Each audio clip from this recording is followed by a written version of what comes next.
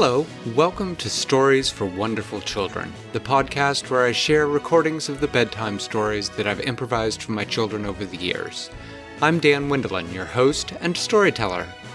In today's story, we continue the tale of Ia and Dak, with Shan traveling to his old school for magic to find a solution for the troublesome shapeshifter called the Caw that has been plaguing Ia's kingdom. I hope you enjoyed the story.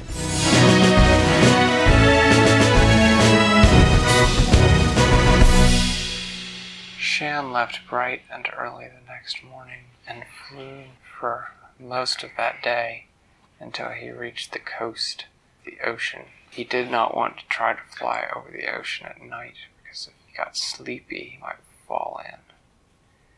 And so he landed and he looked around and he found an inn, which is sort of like a small hotel. He found an inn right near the coast. And he stopped and he had dinner there, and he spent the night there. And dinner was fairly unusual. They did not have any of the food that he had ever heard of before.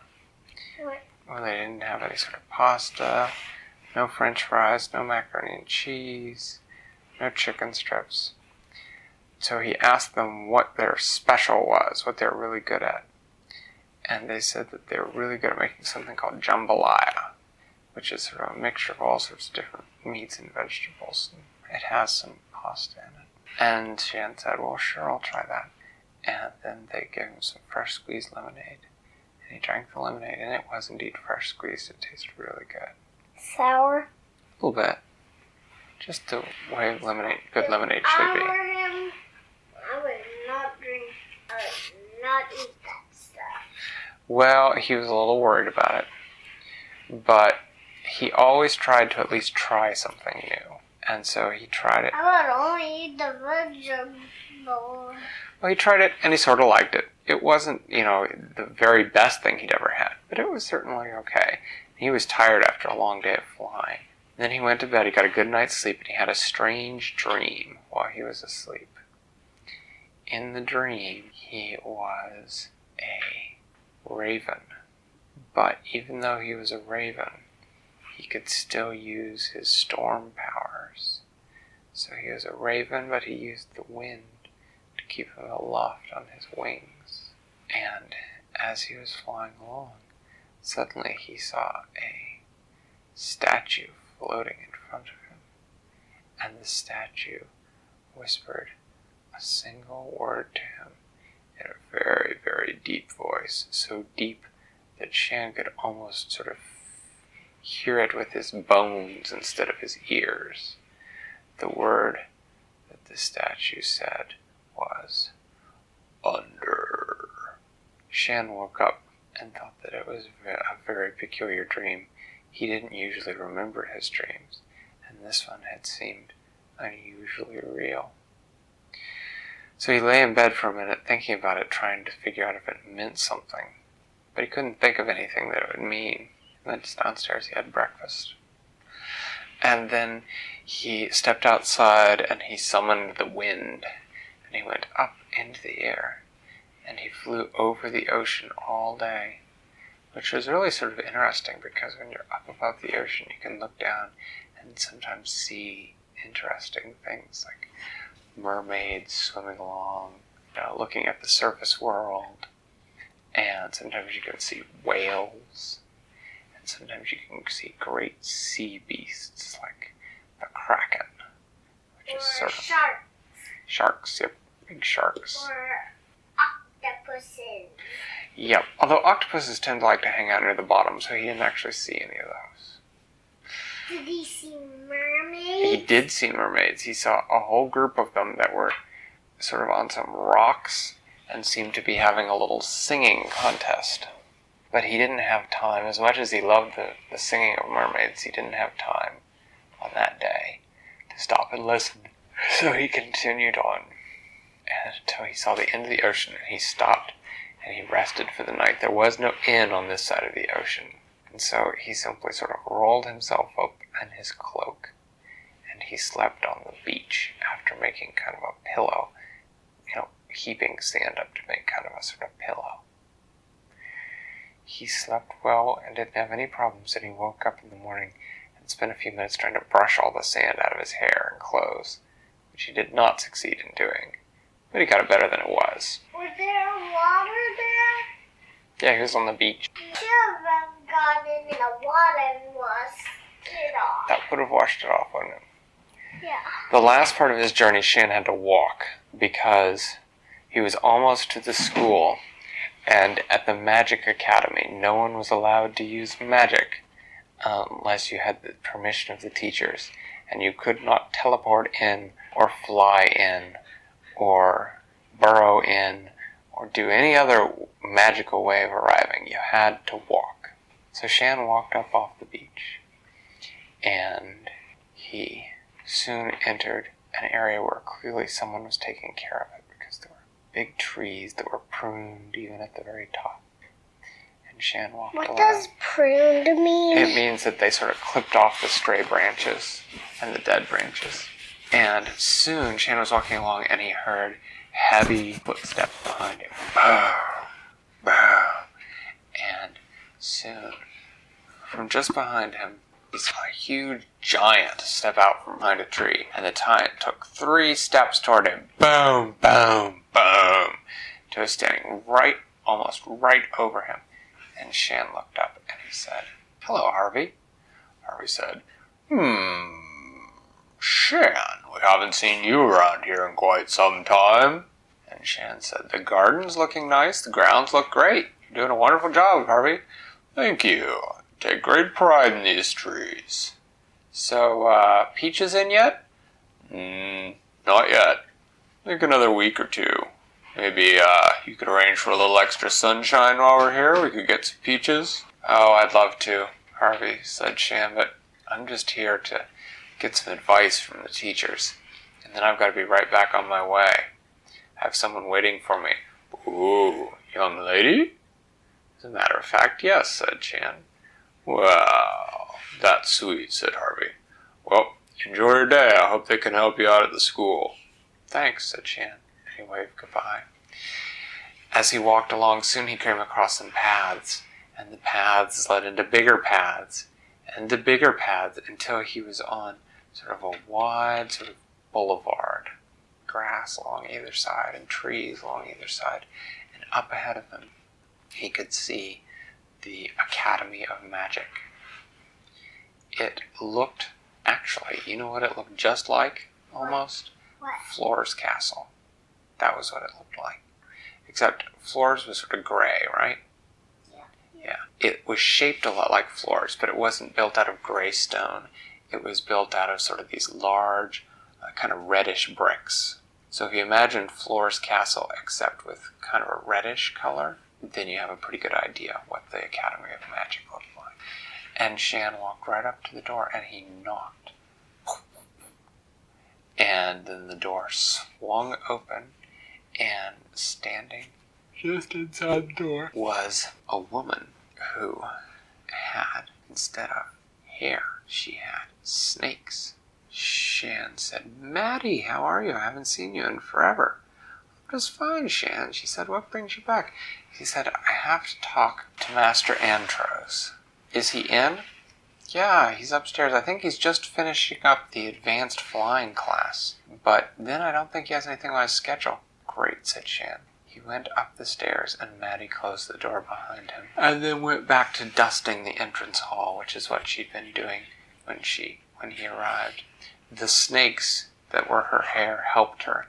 Each one had sort of a little dust cloth in its mouth, and when she had to do things like dust the lamps, she would stand up on top of a ladder and just put her head near the chandelier, and the snakes would reach up and dust the little cracks and crevices. Well, Shan reached the top of the stairs just as the door to Master Antros' room opened, and a number of students came out. Shan waited until they all left, and then he stepped in. "Shan, my boy," said Master Antros from behind his desk.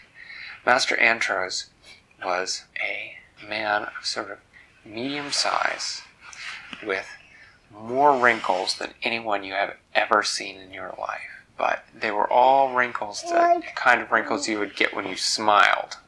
So there were the wrinkles around here, and the wrinkles at the corners of your eyes. He didn't have any frown wrinkles at all.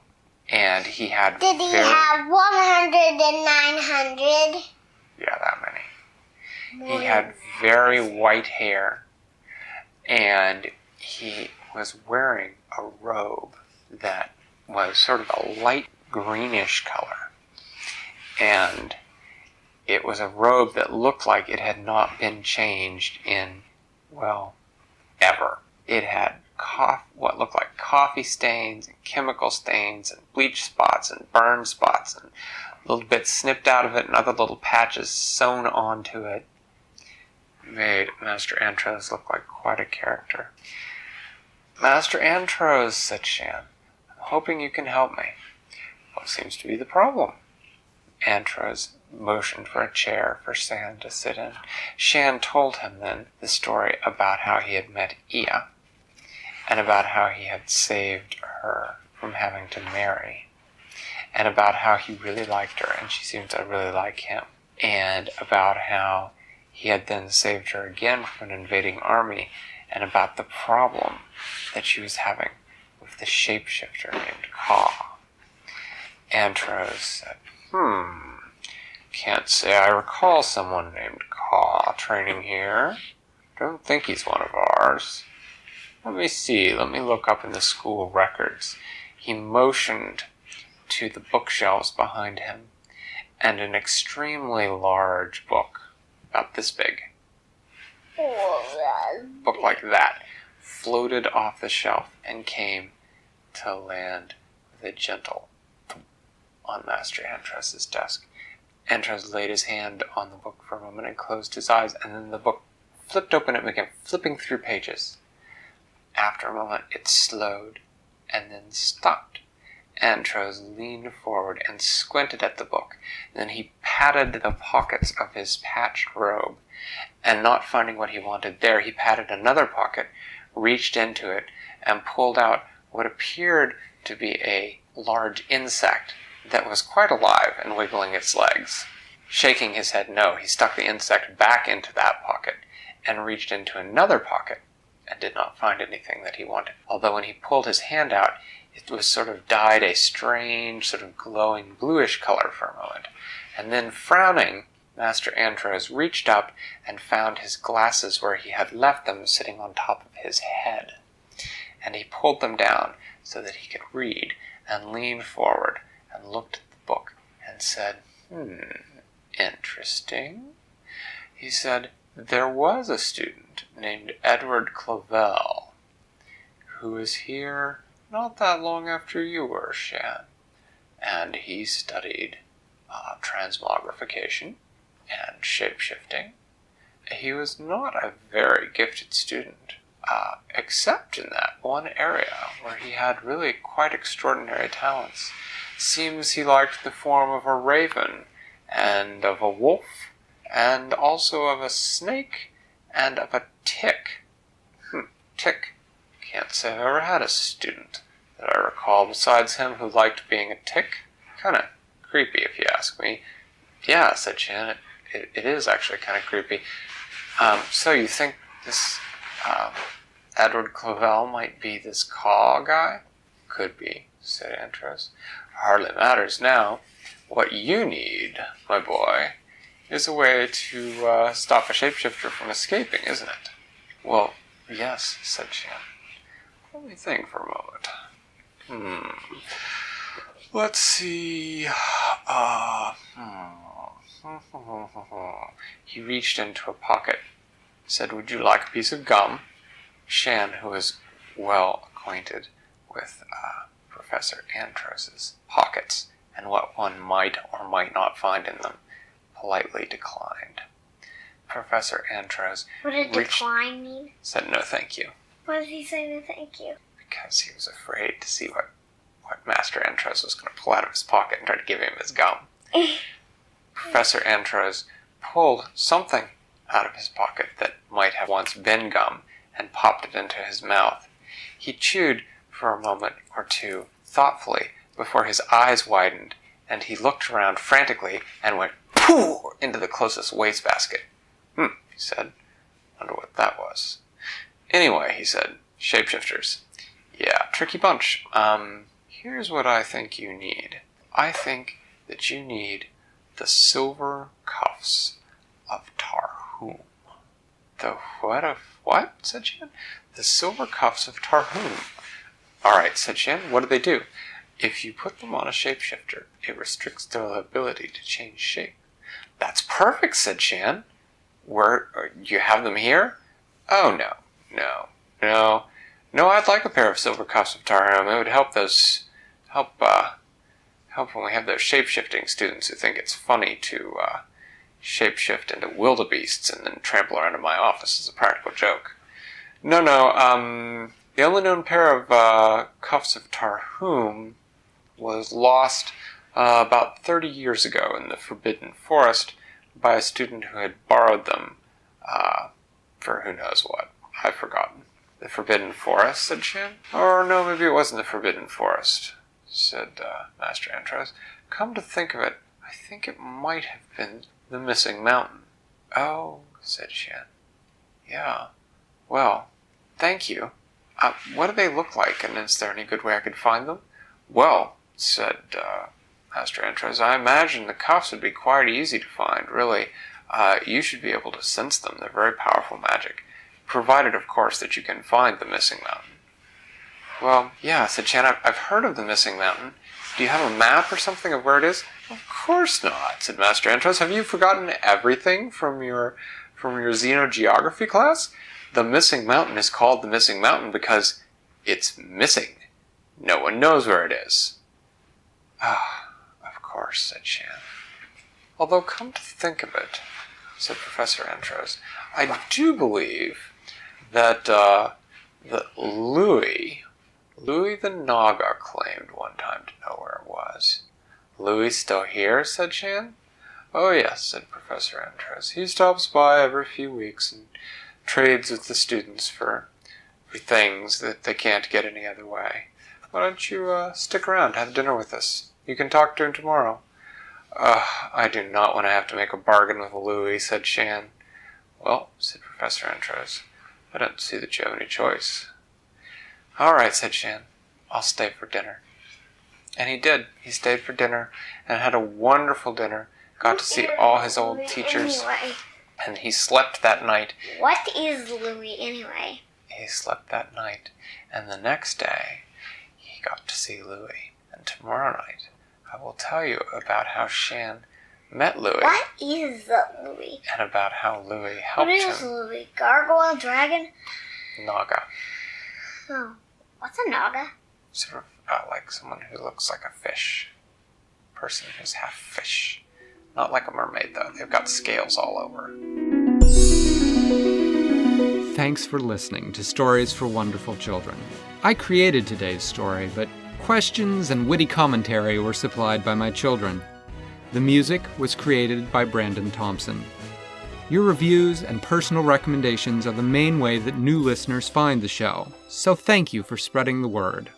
I'd love to hear your feedback, so feel free to get in touch via email or social media, which are listed in the show notes.